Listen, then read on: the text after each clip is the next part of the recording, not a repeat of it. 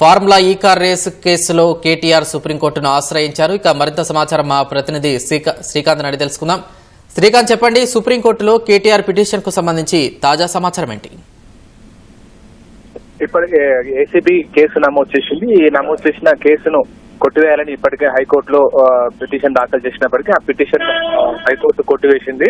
ఈ high court కొట్టివేయడంతో ACB అధికారులు దూకుడుగా దర్యాప్తు చేస్తున్నారు. అయితే దీన్ని దృష్టిలో ఉంచుకుని కేటీఆర్ సుప్రీంకోర్టును ఆశ్రయించారు. సుప్రీంకోర్టులో ఈరోజు సాయంత్రం 4:40 సమయంలో పిటిషన్ దాఖలు చేశారు. సుప్రీంకోర్టు రిజిస్ట్రీకి కేటీఆర్ తరఫు న్యాయవాది మోహిత్ రావు పిటిషన్ దాఖలు చేశారు. దీనిపై రేపు రిజిస్ట్రీ నిర్ణయం తీసుకునే అవకాశం ఉంది. ఒకవేళ రిజిస్ట్రీ పరిగణలోకి తీసుకునే ఐటమ్ లిస్ట్ అయితే మాత్రం రేపు తర్వాత కేవీఎట్ పిటిషన్ ఇప్పటికే ప్రభుత్వం దాఖలు చేసింది. ఎందుకంటే సుప్రీంకోర్టును కేటీఆర్ ఆశ్రయిస్తారని సమాచారం ఉండడంతో వెంటనే వార్తలు రావడంతో ప్రభుత్వం ముందేగానే కేవీఎట్ పిటిషన్ దాఖలు చేసింది. కేవీఎట్ పిటిషన్ ఏంటంటే ఒకవేళ సుప్రీంకోర్టును కేటీఆర్ ఆశ్రయిస్తే తమ వాదన కూడా వినాలి, తమ వాదన కూడా పరిగణలోకి తీసుకోవాలని చెప్పి కూడా దానికి సంబంధించి కేవీఎట్ పిటిషన్ ఈ విధంగా రాష్ట్ర ప్రభుత్వం కూడా కేవీఎట్ పిటిషన్ ముందుగా దాఖలు చేసింది. ఆ తర్వాత రాష్ట్ర ప్రభుత్వం కేవీఎట్ పిటిషన్ దాఖలు చేసిన తర్వాతనే కేటీఆర్ సుప్రీంకోర్టులో తన పిటిషన్ దాఖలు చేశారు. ఎస్పీఎల్ దాఖలు చేశారు, స్పెషల్ లీవ్ పిటిషన్ ఎస్ఎల్పి దాఖలు చేస్తారు. రేపు రిజిస్టర్ నిర్ణయం తీసుకొని సంబంధిత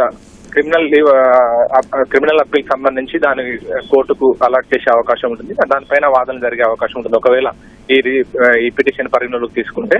అయితే ఇది ఎప్పుడు పిటిషన్ పరిగణలోకి తీసుకుంటారో, ఎప్పుడు లిస్ట్ అవుతుంది, ఎప్పుడు వాదన జరుగుతాయనేది దానికి సంబంధించి వివరాలు తెలియాల్సి ఉంది. ఈరోజు సాయంత్రం 4:40 సమయంలో కేటీఆర్ పిటిషన్ దాఖలు చేశారు కాబట్టి ఆల్రెడీ ప్రభుత్వం కూడా కేవీఎట్ పిటిషన్ దాఖలు చేసింది కాబట్టి ఆ కేవీఎట్ పిటిషన్ ఒకవేళ కేటీఆర్ పిటిషన్ పరిగణలోకి తీసుకొని లిస్టు చేసిన ఆ తర్వాత వాదన సందర్భంగా కేవీఎట్ పిటిషన్ ఇదివరకు ప్రభుత్వం దాఖలు చేసింది కాబట్టి ప్రభుత్వ వాదనలు కూడా పరిగణలోకి తీసుకునే అవకాశం ఉంటుంది.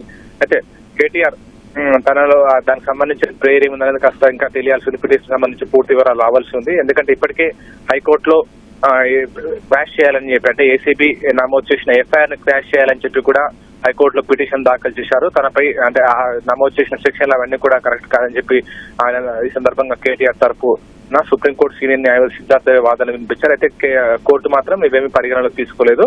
అందులో ఆరోపణలు ఉన్నాయి, ఎఫ్ఐఆర్ నమోదు చేసిన సెక్షన్లలో పలు ఆరోపణలు ఉన్నాయి, నిబంధనల విరుద్ధంగా డబ్బులు బదిలీ అయ్యాయని చెప్పి కూడా ఆరోపణలు ఉన్నాయి. కాబట్టి ఆరోపణలకు సంబంధించి దర్యాప్తు జరగాల్సి ఉంది. దర్యాప్తు దశలోనే కొట్టేయలేము అని చెప్పి కూడా కోర్టు ఉత్తర్వుల్లో పేర్కొంది. కాబట్టి దీనికి సంబంధించి ఇదే ప్రేయర్ ను కూడా ఆయన సుప్రీంకోర్టులో కూడా కోరే అవకాశం ఉంది. ఏసీబీ అధికారులకు సంబంధించిన ఎఫ్ఐఆర్ సంబంధించినదే ఆ ప్రేయర్ గా పేర్కొంటూ సుప్రీంకోర్టులో పిటిషన్ లో పేర్కొనే అవకాశం ఉంది. ప్రశాంత్, ధన్యవాదాలు శ్రీకాంత్.